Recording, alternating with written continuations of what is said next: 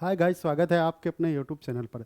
दोस्तों, इस वीडियो में बात करेंगे कि मार्केट में जो गिरावट हो रही है इसकी असली वजह क्या है। क्या ये एक बड़े गिरावट की ओर संकेत देती है? इसके बारे में डिटेल में हम लोग समझने वाले हैं। सबसे पहले अब अभी आप मार्केट में देखेंगे तो इस महीने के अंदर यानी नवंबर के महीने के अंदर ही देखने को मिलेगी ये आपको एक बड़ी गिरावट।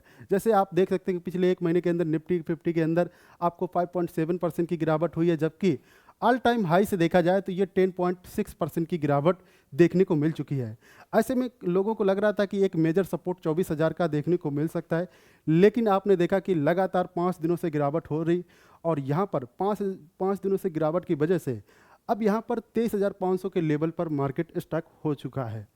ये बड़ी गिरावट क्यों हुई है? क्योंकि आप जितने भी इंडेक्स में देखने को मिलेगी, यहाँ पर निफ्टी 500 के अंदर आप एक महीने के अंदर तो यहाँ पर आपको 7% की गिरावट, ऐसे आपको बैंक निफ्टी और निफ्टी फाइनेंशियल सर्विस के अंदर उतनी बड़ी गिरावट नहीं देखने को मिली। क्योंकि आपने देखा था कि पीएसयू बैंक के साथ साथ जो अपने जो मेजर जो बैंकें हैं, चाहे आप एचडीएफसी बैंक ले लीजिए, एसबीआई बैंक ले लीजिए, इनमें उतनी बड़ी गिरावट नहीं आई है और इसी वजह से इन दोनों इंडेक्स में उतनी गिरावट नहीं हुई है।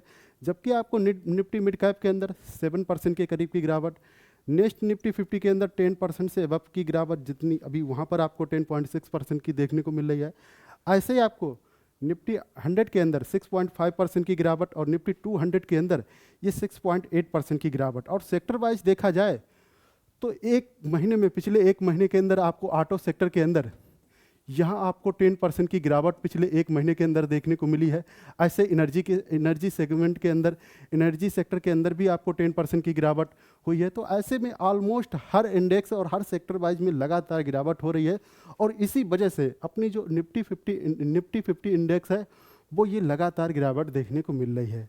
जबकि अदर कंट्रीज़ के मार्केट में देखा जाए, ग्लोबल सिनेरियो को देखा जाए या कहें अदर असेट क्लास को देखा जाए तो वहाँ पर इतनी गिरावट नहीं देखने को मिली है। क्योंकि ऐसा ये इसलिए होता है कि जब भी एक मनी का एक सर्कल होता है, जैसे ये कंट्री वाइज देखने को मिलेगा। जैसे किसी को लगता है कि इस कंट्री के अंदर, एक कंट्री के अंदर कोई बड़ी गतिविधि देखने को मिल सकती है और यहाँ पर एक अच्छी अपॉर्चुनिटी मिल सकती है, तो उसका कहीं ना कहीं आप देखते भी हैं कि जैसे इंडिया के अंदर आपने देखा था कि पिछले एक महीने के अंदर, एक साल के अंदर 39% तक आपको निफ्टी इंडेक्स में आपको रैली देखने को मिली थी और इसी वजह से लगातार ऑल टाइम हाई पर ये अपनी निफ्टी इंडेक्स भी ट्रेड करते हुए देखने को मिली थी। अब ये कहें ओवर वैल्यूएशन या कहें प्रॉफिट बुकिंग, उसके बाद यहाँ पर प्रॉफिट बुकिंग होती है। एक मनी का सर्कल जैसे अभी यहाँ पर हम बता रहे हैं, ऐसे सर्कल में लोगों को लगता है कि यहाँ पर ओवर वैल्यूएशन है, तो ऐसे में कहीं ना कहीं अगर कहीं दूसरी कंट्री में या कहीं दूसरी जगह पर हमें कहीं ना कहीं अगर अपॉर्चुनिटी मिलती है तो उसका कहीं ना कहीं जो ग्लोबल इन्वेस्टर होते हैं वो अपॉर्चुनिटी का लाभ उठाते हैं। ऐसे यहाँ पर लोग शिफ्ट होंगे, ऐसे यहाँ पर भी लगता है कि कोई चेंजमेंट होगा तो यहाँ पर दूसरी कंट्री में जाएंगे। ऐसा चलता रहेगा, ये एक सर्कल है और इस सर्कल में ही आपको ऐसी गतिविधियाँ हमेशा ही चलती रहेंगी। ऐसे ही असेट क्लास का भी सर्कल होता है। असेट क्लास का सर्कल कैसे? जैसे लोगों को लगता है इक्विटी मार्केट में अभी तेजी है तो लोग इक्विटी मार्केट में यहाँ पर इन्वेस्टमेंट करेंगे। ऐसे लोगों को लगता है कि कमोडिटी के अंदर अभी मोमेंटम है तो मोमेंटम का लाभ उठाएंगे, यहाँ पर भी लोग इन्वेस्टमेंट करेंगे, यहाँ से प्रॉफिट बुकिंग करेंगे, यहाँ इन्वेस्टमेंट करेंगे। ऐसे रियल इस्टेट के अंदर लोगों को लगता है कि यहाँ पर अगर मोमेंटम मिलेगा तो यहाँ पर लोग इन्वेस्टमेंट करते हैं। ऐसे अभी एक और इमर्जिंग असेट क्लास आया है, क्रिप्टो। क्रिप्टो आप देख रहे हैं कि क्रिप्टो को लेकर बहुत बड़े बड़े बयान आ रहे हैं और इस वजह से क्रिप्टो पिछले एक साल से देखा जाए तो बड़े ड्रास्टिक चेंजमेंट देखने को मिले हैं। जैसे आपने देखा था कि पिछले एक साल पहले क्रिप्टो कहाँ पर, बिटकॉइन कहाँ पर ट्रेड कर रही थी, 13 लाख 14 लाख के प्राइस पर पहुँच गई थी। 19 लाख से आपने देखा था कि वहाँ पर मोमेंटम कंटिन्यू होता है और अभी ऑल टाइम हाई पर ट्रेड कर रही है। कह सकते हैं कि अभी लगभग 92 लाख डॉलर में अभी आपको यूएस डॉलर के अंदर ये ट्रेड होती हुई देखने को मिल रही है। ऐसा क्यों हुआ, किस वजह से हुआ? ये असेट क्लास और ये जो सर्कल होता है इसी के अंदर मार्केट देखने को मिलता है। इसकी वजह से आप देख भी रहे हैं कि जैसे अभी अभी आपने देखा था कि अमेरिका के अंदर अभी जो चुनाव चल रहे थे उसके परिणाम आते हैं, वहाँ पर कई तरह के बयान देखने को मिले थे और इस वजह से अमेरिकन मार्केट के अंदर आपने देखा था कि पिछले एक महीने से जब अपना मार्केट 1 अक्टूबर से लगातार गिर रहा था, यहाँ से देखेंगे तो ये लगातार आपको तेज़ी से देखने को मिली है। यहाँ पर जबकि इंडिया के अंदर 10% से एबव की गिरावट और यहाँ पर अभी आप देखेंगे तो उस जो स्विंग क्रिएट किया था, स्विंग लो से स्विंग हाई तक लगभग 6-6.5% की रैली देखने को मिली है। ऐसे ही आपको अदर कंट्रीज़ की बात करें तो चाइना के अंदर भी आपको सिमिलर ऐसे ही आपने देखा था कि यहाँ पर भी आपको इतना ही आपको 35% की यहाँ आपको मोमेंटम देखने को मिली है। जनरली आपने नहीं देखा होगा, जब कोविड के बाद आप देखेंगे तो अमेरिका की ग्रोथ, चाइना की ग्रोथ लगातार आपको डाउन ट्रेंड में देखने को मिली थी। और यहाँ पर एक चेंजमेंट होता है और यहाँ पर एक बड़ी सरकार की तरफ से एक पहल यहाँ पर एक अनाउंसमेंट होती है और इस वजह से ये मोमेंटम लगातार, और अभी तक देखा जाए तो 23% लगभग जो चाइना का मार्केट ये अभी आपको रैली में देखने को मिल रहा है। तो पिछले 2 दिनों से देखा जाए तो चाइना का मार्केट और अमेरिका का मार्केट भी लगातार गिर रहा है और इंडियन मार्केट ने भी 24,000 का सपोर्ट ब्रेक डाउन कर चुका है। ऐसा ये चाइना के अंदर क्यों हुआ? चाइना के अंदर इस वजह से हुआ क्योंकि अभी आपने देखा था कि जब डोनाल्ड ट्रंप आए थे तो उन्होंने अपने भाषण में कहा था और उससे पहले भी कहा था कि हम यहाँ पर चाइना के ऊपर हम जो इंपोर्ट जो टैक्स है उसको 60% और बढ़ा देंगे। ऐसे में वहाँ पर इकोनॉमिक जो कहीं ना कहीं हो सकता है कि इकोनॉमिक जो अभी स्लो डाउन चल रहा है और भी गिरावट हो सकती है, और इसी वजह से चाइनीज गवर्नमेंट ने यहाँ पर क्या किया, $1.4 ट्रिलियन का यहाँ पर एक राहत पैकेज का अनाउंसमेंट किया। और जिस वजह से यहाँ पर लोगों को ये कहें कि ये एक राहत का पैकेज की वजह से यहाँ पर कह सकते हैं कि यहाँ पर इन्वेस्टमेंट के लिए लोग अप्रोच किए, इस बुलिश मोमेंटम को लाभ उठाने के लिए लोग यहाँ पर इन्वेस्टमेंट किए, क्योंकि ऐसा ये संकेत अभी आपको बिटकॉइन के अंदर भी देखने को मिलेगा। बिटकॉइन से रिलेटेड भी 27 तारीख को जो 27 जुलाई का जो भाषण था उसके अंदर क्या कहा था कि डोनाल्ड ट्रंप ने कहा था कि हम अमेरिका को क्रिप्टो कैपिटल के रूप में देखना चाहते हैं। और उसी वजह से आप देख भी रहे हैं कि लगभग आप एक जोन पर जो लगातार लोगों को लग रहा था, फिर धीरे धीरे पोल आने लगे, डिबेट होने लगी, अब लोगों को कन्फर्मेशन होने लगा कि डोनाल्ड ट्रंप वापसी कर सकते हैं और ये क्रिप्टो को ज़्यादा सपोर्टिव हैं। और यहाँ से आप देख सकते हैं कि डोज कॉइन सबसे ज़्यादा, डोज कॉइन ने 300% के रिटर्न्स दिए हैं जब से क्रिप्टो मार्केट में तेज़ी आई, सबसे ज़्यादा डोज कॉइन। और उसके बाद बिटकॉइन ने भी, आप देख सकते हैं कि यहाँ से आपने देखा था कि जो $60,000 में जो ट्रेड होती थी वो कहाँ पर पहुँच गई, ये $93,000 पर पहुँच गई। कितना बड़ा मोमेंटम, 56% के रिटर्न्स आप इतने बड़े कहीं पर भी एक्सपेक्ट नहीं कर सकते हैं। इसी वजह से डोज कॉइन के अंदर 300% के रिटर्न्स, इथीरियम के अंदर 44% के, सोलाना के अंदर यहाँ पर 44%। बहुत सारी ऐसी भी क्रिप्टो कॉइन्स हैं जिन्होंने 4 गुने 5 गुने रिटर्न्स विद इन मंथ के अंदर दे दिए।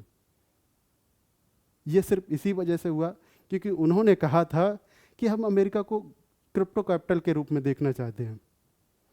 तो कहीं ना कहीं ये लगा कि लोगों को ये जो क्रिप्टो को सपोर्टिव गवर्नमेंट है, क्रिप्टो को अप्रिसिएट करने वाली, और इसी वजह से इसके प्राइस में भी अप्रिसिएशन देखने को मिला।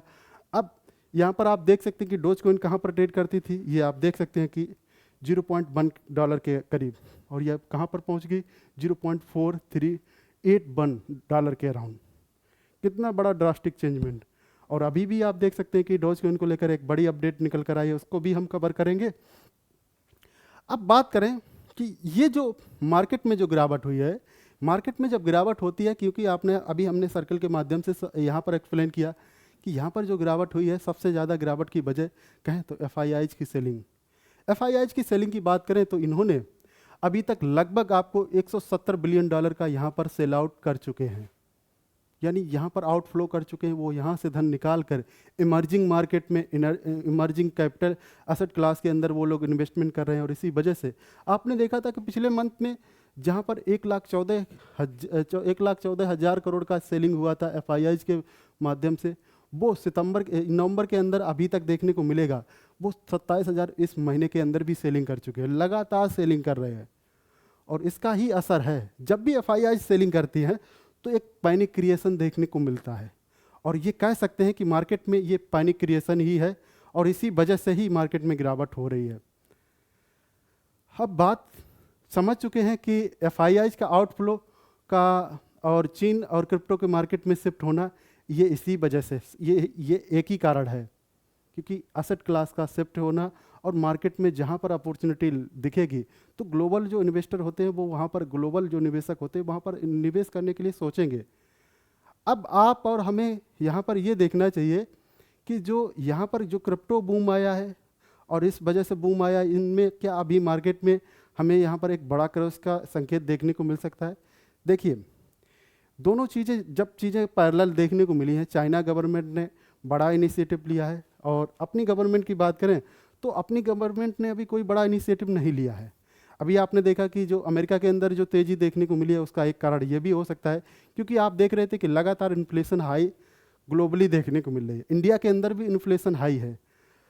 फेड रेट इसी वजह से अमेरिकन फेड रेट जो फेडरल बैंक है उसने इंटरेस्ट रेट कम किया और उस वजह से कह सकते हैं कि एक राहत भरा हो सकता है।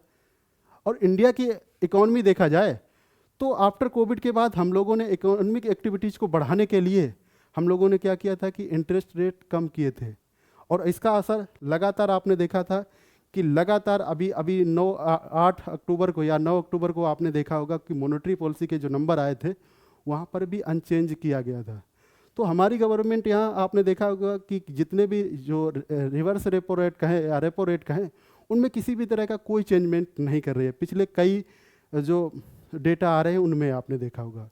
तो अपनी गवर्नमेंट ये सोचती है कि इन्फ्लेशन को नहीं कम करना चाहती है।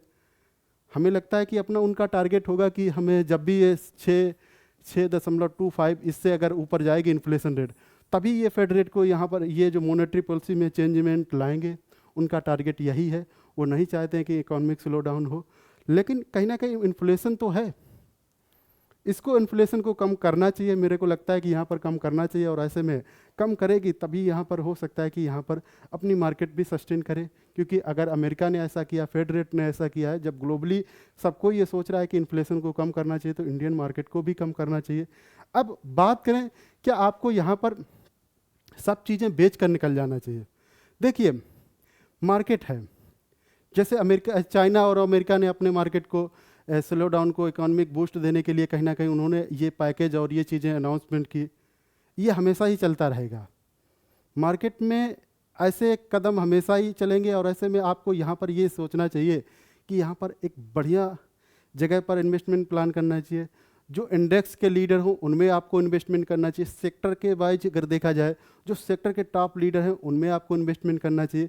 क्योंकि आपने देखा कि जब मार्केट में इतना बड़ा करेक्शन आया है, इंडेक्स के अंदर इतना सेल आउट हुआ है, इतना सब कुछ सेल आउट हुआ है, तो स्टॉकों में कितना बड़ा करेक्शन देखने को मिला होगा।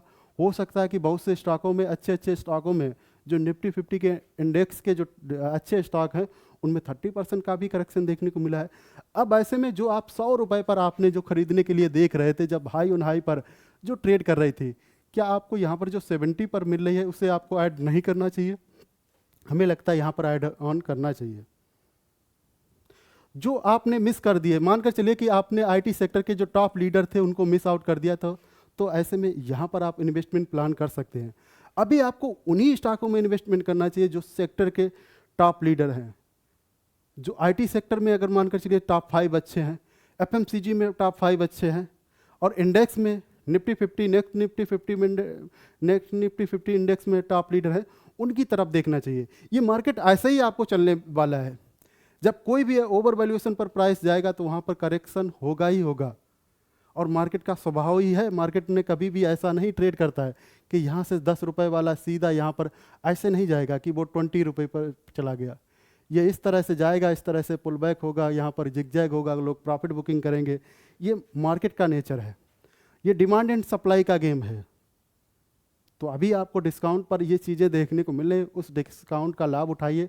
और यहाँ पर हम ये नहीं कहते कि आप उन क्वालिटी स्टॉकों को छोड़कर पेनी स्टॉकों में इन्वेस्टमेंट करिए जहाँ पर आपको 30-40% 50% का करेक्शन देखने को मिल चुका है। हो सकता है कि वो और भी करेक्शन देखने को मिल सकता है, लेकिन जो लीडर हैं, जो आज हो सकता है कि जो 100 रुपये वाले जो थे एक समय में, वो हो सकता है कि 90 पर आ जाएं और 80 पर आ जाएं या 70 पर आ जाएं, लेकिन ये नहीं हो सकता कि ये 30 रुपये पर आ जाए। 30 पर आने के लिए आप ये कहेंगे कि ये दुनिया पूरी क्रैश हो चुकी है। तो इस समय ऐसा आप प्लान कर सकते हैं, और यहाँ पर किसी भी पैनिक मूड पर आपको यहाँ पर सेलिंग के लिए नहीं देखना चाहिए। तो आई होप आपको पता चल चुका कि मार्केट में जो गिरावट हुई है इसकी असली वजह क्या है, ये गिरावट कहाँ तक देखने को मिल सकती है, और किन किन कारणों के बारे में हमने चर्चा की, इसके बारे में आप जान चुके हैं। ऐसे में किसी अन्य तरह की डाउट या क्वेरी है तो आप कमेंट सेक्शन में पूछ सकते हैं। मिलते हैं अगले वीडियो में। Thank you for watching, have a nice day.